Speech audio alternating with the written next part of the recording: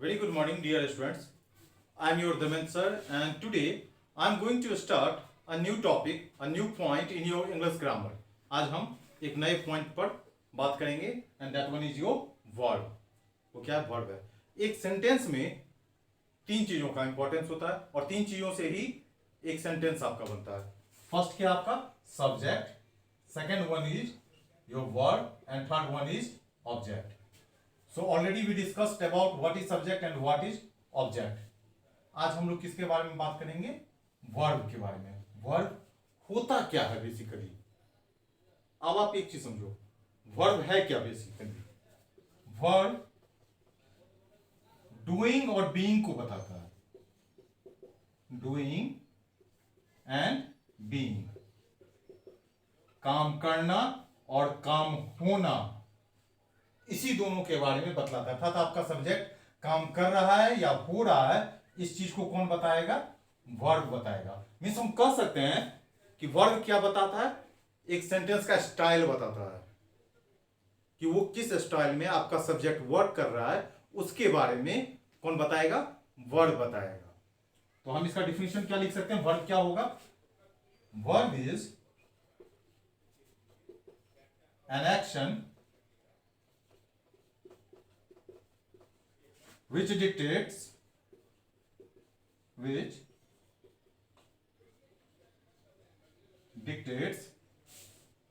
doing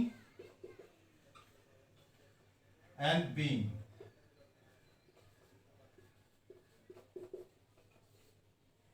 okay.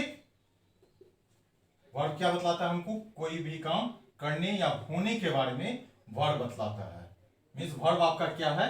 किसी भी sentence का स्टाइल बताएगा, उसका एक्शन बतलाएगा. ये सारा काम किसका है? वर्ब का है. Okay. Now how to understand this thing through an example. इसको एग्जांपल के थ्रू समझने की कोशिश करें. He is a student. Okay. And the second one is he has a car. He reads a book. Okay.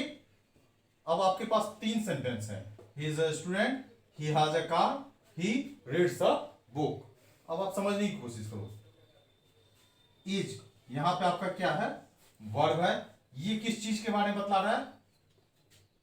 Being के बारे में बतला रहा है. ओके. वह क्या है? एक स्टूडेंट है. मीन्स हम ये कह सकते हैं एक वर्ब आपका और क्या बतला सकता है?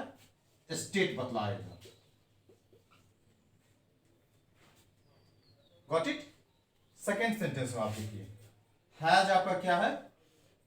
वर्ब है. He has a car. यहां पे हैज का अपना कोई अर्थ नहीं होता. किसी भी वर्ब का कोई अर्थ अपना रियल में नहीं होता है. ये क्या बतलाता है? किसी भी काम के बारे में बतलाता है. तो हम क्या बतलाएगा अभी?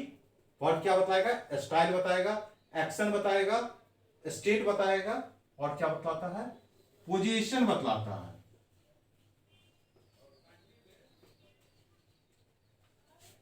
Okay. Now you can easily determine understand about what is verb. Verb के बारे में क्या क्या बतला सकते हैं वो अपने तरफ से बताने की कोशिश करना.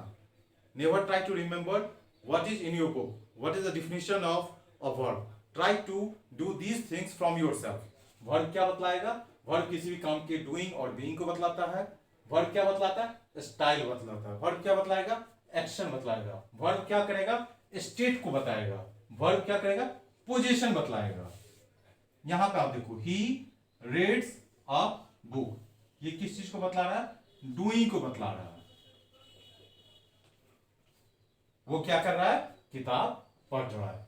तो अब आप खुद से डिटरमाइन कर लीजिएगा कि वर्ब किसे किसे कहेंगे. तो वर्ब क्या करेगा? डूइंग और बीइंग को बतलाएगा. वर्ब क्या करेगा? स्टाइल, एक्शन, स्टेट और पोजीशन. ओके. इसे हम क्या कहेंगे? वर्ब कहते हैं. Got it? Now I am going to dictate the next part, means how many types of verb. Okay. So till now, what you got an idea about verb? Verb क्या बतलाएगा? Style बताएगा, action बताएगा, state बताएगा, position बतलाएगा, doing और being activity को बतलाएगा. Okay. अब क्या है, verb को दो भाग में क्लासिफाइड किया गया है. First one is your main verb और सेकंड क्या है आपका ऑक्सिलरी वर्ब.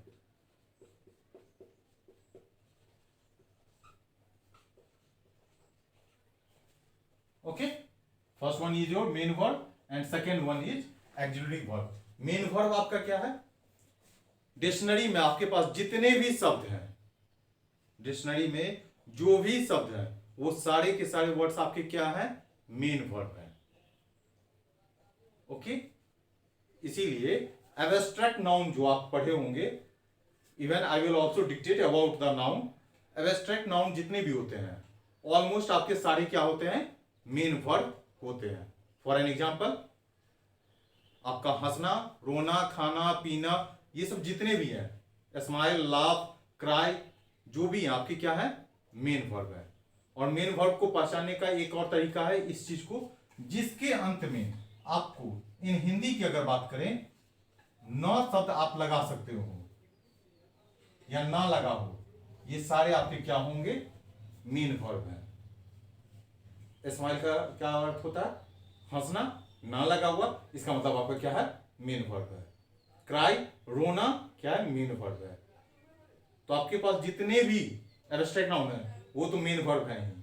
पढ़ना मेन वर्ब है, क्योंकि वर्ब का कोई भी फिजिकल प्रेजेंस नहीं होता है. ये बात हमेशा याद रखना, वर्ब का फिजिकल प्रेजेंस कहीं नहीं होगा. वर्ब को हम लोग क्या करते हैं? फील करते हैं, महसूस करते हैं. फॉर एन एग्जाम्पल, अगर कोई आदमी के बारे में हम बता रहे हैं कि वह रो रहा है, तो ऐसा जरूरी नहीं है कि वो सचमुच में रो रहा है. हम लोग क्या करते हैं? उसको फील कर रहे हैं, क्योंकि उसके आंखों से आंसू निकल रहे हैं. It means he is crying, वह रो रहा है.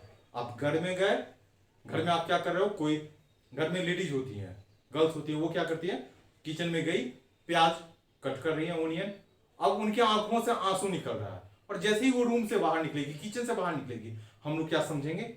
ओ माय गॉड, कितनी रो रही है. लेकिन वो रोना नहीं है, वो क्या है? ड्यू टू ओनियन के कारण उनकी आंखों में आंसू आ गया है. Okay. So come to the point. तो मेन वर्ब आपका क्या है? जिसके भी अंत में आपको न या ना, अगर हिंदी में और डिक्शनरी के जितने भी शब्द हैं वो आपके सारे क्या हैं? मेन वर्ब है. Got it? मेन वर्ब को क्लासिफाइड किया गया है. उससे पहले हम ऑक्सिलरी वर्ब के बारे में बतला दे रहे हैं. ऑक्सिलरी वर्ब, ऑक्सिलरी वर्ब के टोटल नंबर हैं 24. टोटल कितने ऑक्सिलरी वर्ब? 24 है. इसको 3 भाग में क्लासिफाइड किए. कौन कौन सा है? सबसे पहला है प्रिंसिपल ऑक्सिलरी वर्ब.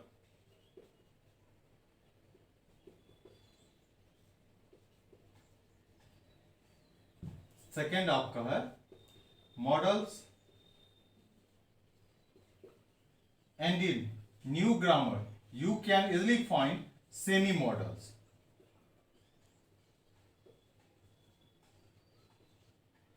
कुछ आपके सेमी मॉडल्स भी होते हैं. अब प्रिंसिपल ऑक्सिलरी वर्ब कौन कौन से हैं वो समझिए. फर्स्ट आपका क्या होता है? टू बी के फॉर्म में होता है. अब टू बी में कौन कौन सा आता है?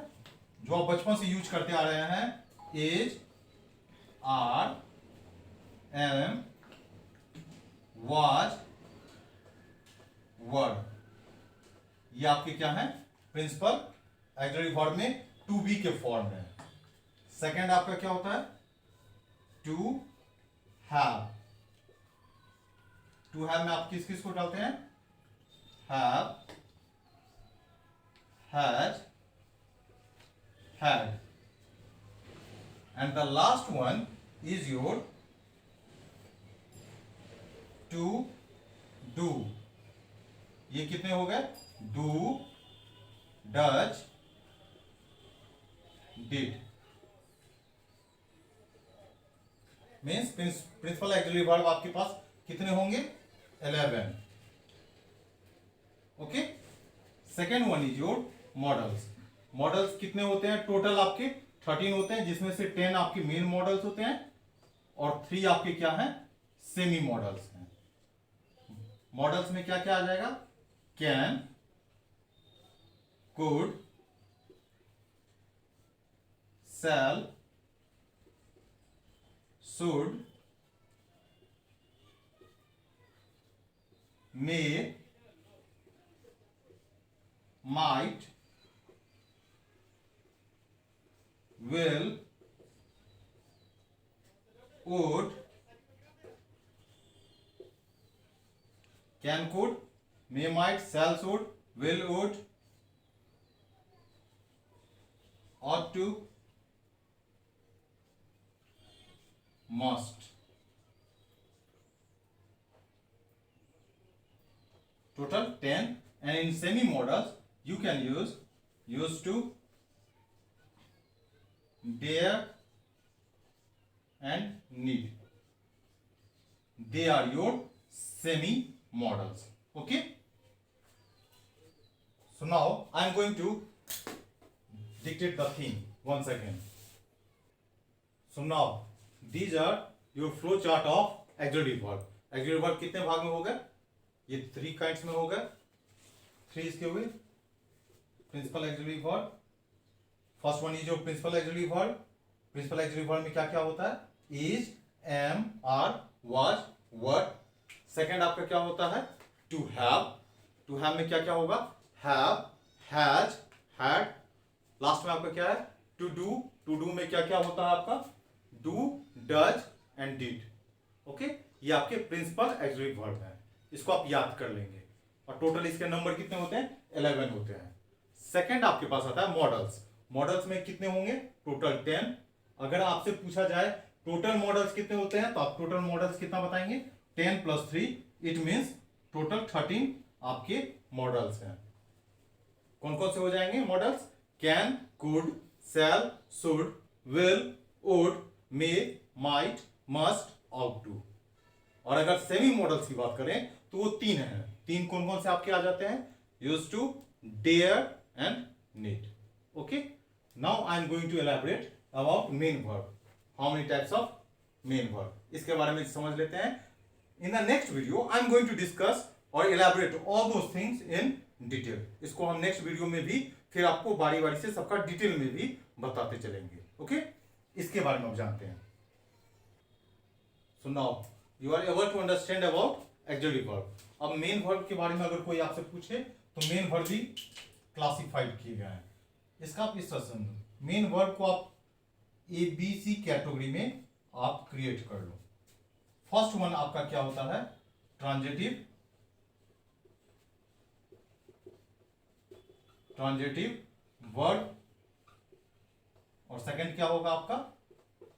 Intransitive verb.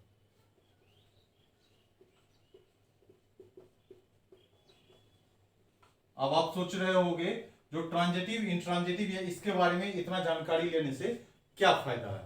तो have to understand one thing. अभी हम लोगों ने रिसेंटली वॉइस के बारे में भी क्लियर किया है वॉइस चैप्टर में. और वॉइस चैप्टर में इस ट्रांजिटिव और इंट्रांजिटिव का बहुत ज्यादा वैल्यू है. क्योंकि एक सेंटेंस का अगर ऑब्जेक्ट के बदले में वो क्या हो, उसमें इंट्रांजिटिव वर्ब होते हैं, तो उसका पैसिव वॉइस नहीं बनता है. Have to understand the thing. If in a sentence you will find an intransitive verb, then on that particular condition you are not going to make a passive voice. Passive voice उसका हम नहीं बना सकते हैं. Passive voice नहीं बना सकते हैं तो हमको intransitive और transitive verb को पहचानना भी जरूरी है. B में क्या आता है? सेकेंड आपका रेगुलर वर्ब और irregular verb.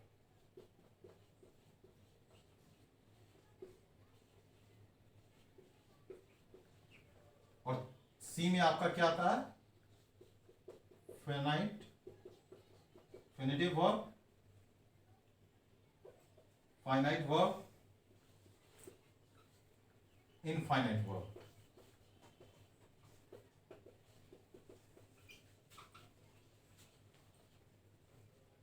in the next video I am going to discuss this thing in detail. अभी हम इस चीज के बारे में समझे जो मेन वर्ब आपका तीन भाग हम लोगों ने क्लासिफाइड किया, transitive, intransitive, regular, irregular, finite और इनफाइनाइट. ओके, इसके अलावा वर्ब के और भी होते हैं जो बेसिक आपके हैं, वो भी हम अभी आपको बतला दे रहे हैं जो दूसरे कौन कौन से वर्ब होते हैं. Okay, so how to understand the thing. So now already we discussed about main verb and auxiliary verb. इस वर्ब के अलावा आपके पास 5 बेसिक वर्ब होते हैं, 5 बेसिक वर्ब, जिसको आप किस नाम से जानते हैं? First form of verb, second form of verb, third form of verb and fourth form and fifth form. ये 5 आपके बेसिक वर्ब हैं. बेसिक वर्ब, जिसमें कि फर्स्ट वाले को क्या कहा जाता है? प्रेजेंट कहा जाता है, प्रेजेंट के फॉर्म में होता है. और ये बाय नेचर, बाय बॉर्न हमेशा क्या होगा? प्लूरल फॉर्म में होगा. ओके, मीन्स यहां पे आप कह सकते हैं कोई भी डिक्शनरी का आपका शब्द है, कोई भी डिक्शनरी का आपका वर्ब है, वो हमेशा किस फॉर्म में रहता है? फर्स्ट फॉर्म में रहता है. और फर्स्ट फॉर्म को क्या जानते हैं? प्रेजेंट फॉर्म जानते हैं. और ये हमेशा बाय बॉन्ड क्या रहेगा? हमेशा प्लूरल में रहेगा. सेकंड आपका क्या होता है? पास्ट होता है. इसका नाम पास्ट है या पास्ट पार्टिसिपल के नाम से भी आप इसको जानते हैं. वर्ब के थर्ड केस को इसको परफेक्ट कहा जाता है. फोर्थ फॉर्म जो कि आप लोग सबसे ज्यादा जानते होंगे, इसको कंटिन्यूअस के नाम से जानते हैं.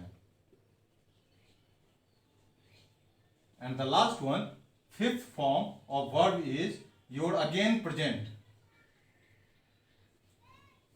जब आप वर्ब के फर्स्ट फॉर्म में एस या ईएस डालते हैं, जैसे कट रहा अगर फर्स्ट फॉर्म, तो उसका फिफ्थ फॉर्म में आप क्या करेंगे? एस को ऐड कर देंगे. ठीक है, ये आपका first form, second form, third form, fourth and fifth हुआ. अब इसका हम लोग समझते हैं एग्जांपल के थ्रू. जैसे अगर इट रहा, इट होगा first form, second form ate, third form eaten, fourth form eating